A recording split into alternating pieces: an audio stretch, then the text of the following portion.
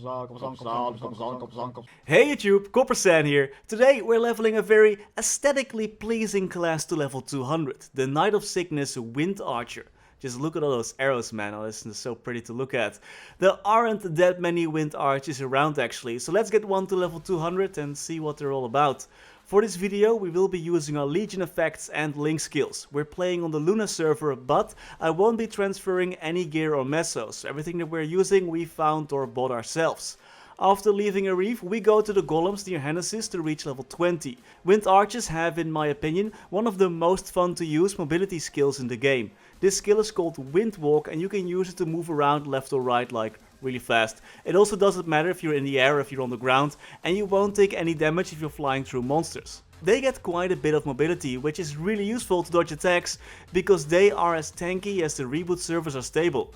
In our first job we also get our first buff, which increases our damage by 10%. If you play this class you have to love buffing yourself. Like, I'm serious, if buffing in MapleStory is like your favorite thing to do, then this is your class.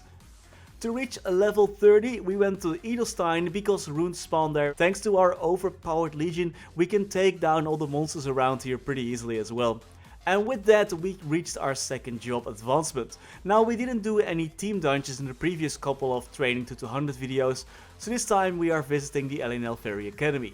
Here we also found a higher level weapon, which is great because we are still using the level 10 beginner bow at this point. Once we complete the Ferry Academy, we instantly scroll on Starforce the cape, glove and face accessory. We will be using those for a while anyway, and we just got a ton of spell traces and mesos from completing this team dungeon anyway. And we also complete the Do You Know About Pets and Beauty Salon quests to get some free gear, a free pet and a free face and hair coupon. Next up, Rihanna Strait. We all may come from different ships, but we're all on the same boat now. While we collapse some seals, let's go over the second job skills. Our new main attacking skill is called Fairy Spiral. Basically it's a wind pimp slap that pushes monsters away. There is Trifling Wind, which is a bit like Xenon's missiles, except that it's made of arrows, or soul arrows or something like that. You must always have this skill turned on, always, like it's what makes this class fun to look at. And yay, we got 2 more buffs. We can start spending some time buffing now, which is exactly why I'm playing this class, because I love to use buffs so much. Oh, and there's also another attack called Gust Shot. It fires an arrow in a straight line and damages monsters. You know, it's pretty straight. I always thought that MapleStory was a 2-dimensional game, but this class has some 1-dimensional skills. By the way, if you are enjoying this training to 200 video, make sure to smash that like button and subscribe for more content. Make sure to ring the bell notification as well to stay up to date when new videos go live. After this team dungeon is done, we do the same thing. We scroll on Starforce our belt and face mask, and next thing you know we're slapping around some copper sandrakes and sleepywood and reach level 60. I wanted to change things up a little bit and went to Junior Pepe in the Orbis Tower to train there for a while. And I gotta say, this slapping monsters around really is growing on me. Because of our awesome mobility, we can also train pretty efficient underwater.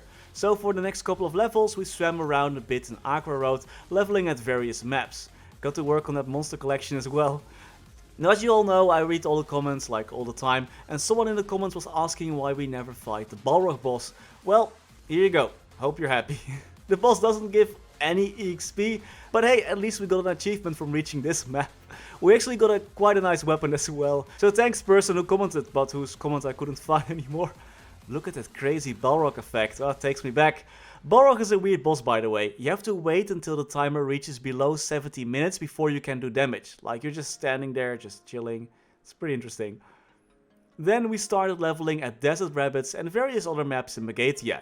You know, of all the third job advancements for all classes, I think this is probably the one I dislike the most. Yeah, hear me out, hear me out. There is this attacking skill called Sentient Arrow, and you steer it around like one of Luminous's first job skills, that weird orb thing, and it just doesn't work for me. Like, it's not fun to use this. You're just standing still, guiding this skill around, and it doesn't even make you poop out all those arrows. You're just like standing there as a maniac, targeting your skill at everything. You also get another attack called Pinpoint Pierce that just hits one monster and applies a debuff, which is nice for bossing and all, but you get this skill at level 60 and the only boss that we're fighting is elite monsters. Like, why am I getting this now?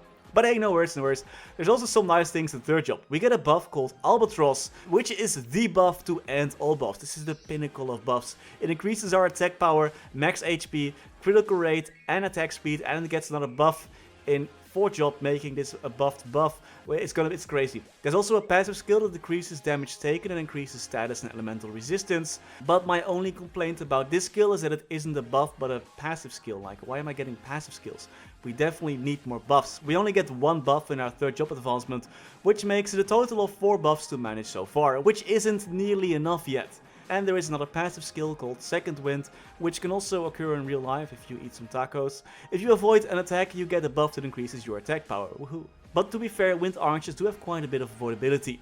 We get a buff to our arrow popping skill as well, and now we have a chance to pop some purple arrows as well when attacking. Pretty nice. And the final skill is Emerald Flower, which at this point only slows monsters and draws them in. It's a bit like Bowman's puppet skill, but instead of a really cool looking puppet, you get like some kind of crystal. You know, it's been a really long time since we fought normal Sakum at level 90, so let's just do that. Just a quick word of warning, unless you have a ton of Legion and Link skills or really good gear, fighting normal Sakum at level 90 might not always be the best recommendation for you to do. But my Legion is super OP, so of course we did it. We got 9 levels and trained the remaining level at Rash. And instantly an Infernal Wolf portal spawned, so we grabbed that one as well, and then I was really close to level 101. Then I noticed my XP buff was almost over, so I grinded another level. And then before you know it, we defeated the fake Empress and completed the 4th job advancement at level 102. Remember? Like a really long time ago, when if you were doing your job advancement you accidentally overleveled, you didn't get any SP and you're screwed basically. That was a fun time. Because we already Starforced our lower level gear, we can go to Blood Harps right away. You can also go to Black Antaurus if you want to try something different, like we have plenty of Starforce. Our new main attacking skill that you will be seeing quite a bit is called Spiraling Vortex. It does damage and pushes monsters away.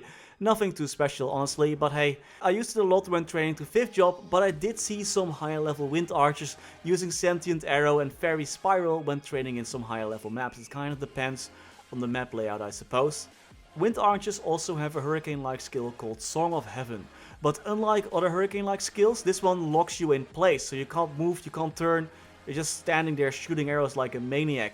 It does trigger, it really does trigger a ton of arrows, and it's really satisfying to look at. And we get another buff to our arrows, so we pop out even more arrows when popping out more arrows when popping out arrows. It's beautiful, people, it's beautiful. You know, this is one of these classes where you're kind of like, wow, was that it? But at the same time, you're also like, this is actually pretty fun. I don't know, I had this, it was fun, but it also was simple. I don't know, it was kind of growing on me, to be honest. But hey, good news, we also get 2 more buffs, Sharp Eyes and Call of Sickness.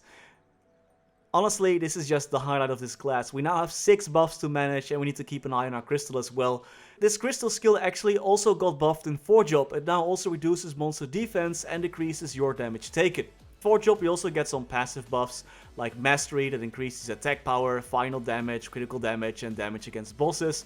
There is Touch of Wind, we get touched by wind, which passively increases attack power by 10%, dex by 15%, HP by 20% and avoidability by 30%. That's a lot of percentages. And Albatross gets buffed as well, like I said earlier. Now this skill also increases damage by 25%, ignore monster defense, elemental status resistance, you know, just the whole shebang. Basically one buff that buffs like all stats. I trained this character to level 200 in one day, so I have limited insights. But I would say that after 5th job, mobbing on this class is okay at best. This class does seem to scale well though and has a ton of mobility, so you can get quite strong I think with not that much funding, even though archer equipment usually is a bit more expensive. But hey, on the plus side, I think you can really cheese some of the boss fights with your green crystal, which is really fun. You don't really need to think when playing this class, just pop your crystal down, shoot a ton of arrows. It looks really nice, it has some nice visuals, but it can be a bit one-dimensional. Anyway, I wanted to Starforce a bit more, but I was in need of some quick mesos. So I killed Pianus a couple of times. Those 2 fishies drop a ton of potions which can be sold for a couple of million at NPCs, voila, easy cash. We upgrade our bow and we're ready to go to the depths of Ludibrium. Here we also spice things up and train at Master Death Teddy's Grim Phantom Watch. Finally we ended up at the Forgotten Passage map, which I really enjoyed. A big flat map with a ton of monster spawn. It was quite easy to clear and was quite big as well, so you would always have some spawn. Once we reached level 128, we completed the Do You Know About Potential and Bonus Potential quests for another free ring and shoulder that we can Starforce as well. Did I forget to do those quests at an early level? Maybe. We switch our Legion board around for some additional boss stats and go fight Hilla. Still hoping that she drops that free pet again someday. I haven't found one in ages. Honestly though, the crystal is such a nice bossing tool. Hila is just occupied with whacking that thing and we're just standing on the other side attacking. It's pretty nice. Hila didn't drop a pet though, but we did get a nice overall. We complete 2 Monster Park runs and reach level 130. The theme of the dungeon that I went in was Mulong, and honestly I haven't been there in ages, so I went to quickly fight some mini bosses in Mulong, you know, just for fun. These bosses don't give any goodie XP or drops or anything, you know, but it was just fun to visit them. It's been a while. And after that we trained in the Elnath Dead Mines until we reached level 140. I trained 1 level at Coolie Zombies and the rest at Junior Cerebus. I also completed the job related quest to get Maple Warrior, or Call of Sickness if you're a Sickness Knight. You know, Sickness Knights don't need to buy any mastery books, so they're really useful for if you're like starting on the regular server, then you can save your mesos or time and do other stuff. But they do need to complete this quest to get their Maple Warrior skill. And in this quest line, Damien killed Shinzo, but then Sickness awakened as the 4th Transcendent and revived Shinzo. You know, if Damien messes up our turf, we mess up his turf. All these Root Abyss bosses, they're just going down. Von Bon, Pierre and Crimson Queen are pretty fun to cheese with our crystal as well. But Vellum is a bit harder to trick, also because he keeps ducking on the ground. We can't really attack him because we don't have a bind or a lot of burst. So it is a bit more annoying to fight against bosses like that if you're a Wind Archer. By the way, buff lovers, good news. At level 140 we unlock our first active hyper skill, which is a buff, which helps us fire even more of those small arrows. There also are 3 passive hyper skills that boost your mini arrow damage, activation chance and increase their amount. Those are all must-haves. You know, once you're like old and you're level 140, you want to travel the world a bit. So we went to Shanghai for a couple of levels. And afterwards returned to Baines in the Elnath Dead Mine until we hit level 149. There I found an Utgard bow with some nice bonus stats that we will be using for the rest of the video. We fought a big dragon boss, which also was a ton of fun. You can really start to see a ton of arrows fly when we use Song of Heaven. So nice to look at.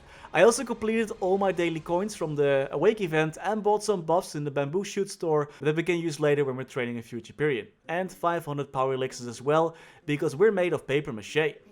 Our wallet is becoming a bit of a problem at this point. It's even emptier than after a cube sale. I went back to Korean Folktown to complete the Wanted Sign quest. Even though I'm a bit over leveled, we still gained a nice 5 million by the time that we were done. And we defeated Romaru as well for some additional boss crystals. With our newfound fortune, we Starforce our cape and buy a secondary weapon. For the next round of training, I went to a ton of different maps. We trained at Blood Mantis, at the Stone Colossus, Skelegons in Lever, this is a Starforce map. We trained at the first map in Critias, and once we reached level 160, we went to Mutant Slimes in Future Hennessy's, the hideout in Showa, trained a bit at Future Reef, and then went back to the hideout in Showa to wrap things up. I used potions from the Legion store to reach level 180. We also unlocked a new hyper skill, which is an almost full screen attack. It looks pretty nice as well, it's like some nice green hurricanes. Now I stayed at Desert Rocky Road until I reached level 199. Here we also used the pills from the Bamboo store to increase our damage, so if you can't one-shot monsters yet, those pills are really useful because you do like 30% additional damage against regular monsters, which is super useful when training. You can get bamboo shoots by turning in like 200 coins. We are almost level 200, but I was still missing a ring and a pendant, so I can't get 100 Star Force because I simply don't have enough equipment. I'm using pretty low level equipment, but like my hat had like 10 attack or something like that. My gloves were at like really good potential. So was like, you know what, I'm just gonna go to Horntail because he drops rings, he drops pendants. But Horntail gave me a cold shoulder instead because he didn't drop anything. So I bought a ring and a pendant in the auction house for like 1.5 and 1.7 million. We Starforce those and then we can do our job advancement anyway. In 5th job there are 4 beautiful new skills to look at. We can now summon tornadoes, those stack up every 20 seconds and you can have 2 available at a time. So you can only use one of them every 20 seconds, then you have to wait for the skill to charge again. Another skill lets us pop out more arrows. It has a short cooldown, but I was like, oh, is that it? You just click it every 10 seconds and you just pop out more arrows. Could have been a passive skill, but hey, okay, it's an attack, I guess. Our other skill is more of a buff, which creates a shield. This one is super useful though when bossing, and every now and then an additional attack will pop out as well. And the shield skill will also allow you to like easily change equipment during boss fights. I think it's actually a pretty nice skill, like some good utility there. The 4th and final 5th job skill shoots out a massive projectile that deals damage to anything in its path. This skill also only has a 35-second cooldown, which is pretty nice. But I'm not sure how to feel about these 5th job skills. I was hoping for more arrows or more buffs or anything like that. In the end, I think we have around 7, 8 buffs to manage, which is pretty okay. This class has so many buffs, man, holy crap. Anyway, this was my 37th level 200. I think we can get all classes to level 200 in this server probably in around February. And with that, I would like to close it off for today. What do you think of the Wind Archer? Any Wind Archer mains out there that want to share any insights? Let us know in the comments. And as always, many thanks to our members for making this video possible. Thanks to Niels de Comic, Ramawar, Sebastian Hanoi, FLX, Jeff Wang, Pinky Traveler, Terry Kim, Jiju, Galaxy Art, Jesus Rodriguez, Verise, Reiser Arju, Dries Zumker, Plax, Zenny, Wiley, Kevin Han, Francisco Salsa, History Cannon, Backspace OTI, Riley Frank, Milkcha, Simak, Safronix, Lonzo BG Extremes, Caveman oh yeah, Harry Gardner, Estavo Silva, Ido Hyman, Anwar NHI and Brandon. If you would like to mention you as well and to get early access to those new videos, check out the join button below this video. As always, thank you all so much for watching, stay safe and happy mapling!